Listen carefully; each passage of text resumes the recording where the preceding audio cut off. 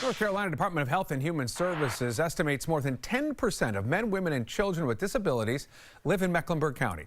Every day they face challenges. The disability community is taking their message on the road. They made a stop in Charlotte to bring attention to those challenges and to celebrate some victories.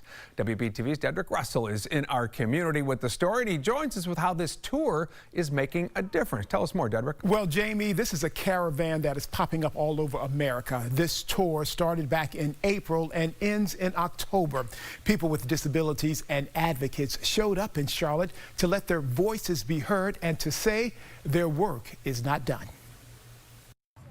It's called the Caravan for Disability Freedom and Justice 2024. The struggle still continues. We have laws that have been put in place that are still kind of punitive for people with disabilities. We're still fighting for our living wage. We're still fighting for the right to be married and maintain our benefits. Judith Brown is the founder of Project 70 Forward. It's an advocacy group. She has a vision impairment and her two sons are on the autism spectrum. Her organization hosted this stop. This tour stop comes on the 25th anniversary of the Olmstead Act, which requires states to place qualified individuals with mental disabilities in community settings. Before Olmstead, people with disabilities were confined to living in facilities.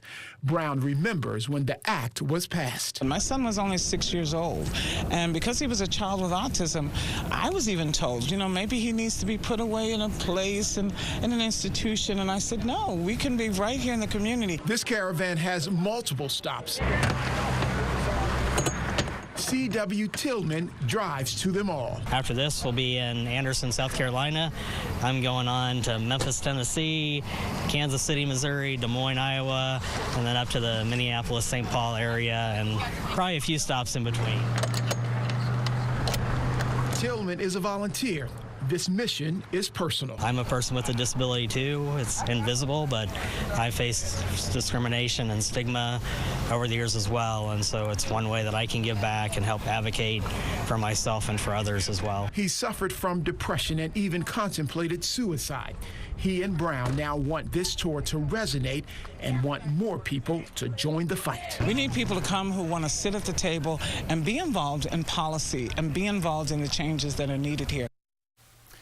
Now, also, different community agencies showed up to offer assistance and support for the disabled community here in the county. Now, there were also some free giveaways and a table where the disabled community could register to vote. They said their vote matters too. Back to you, Jamie. Having their voice heard, Dedrick.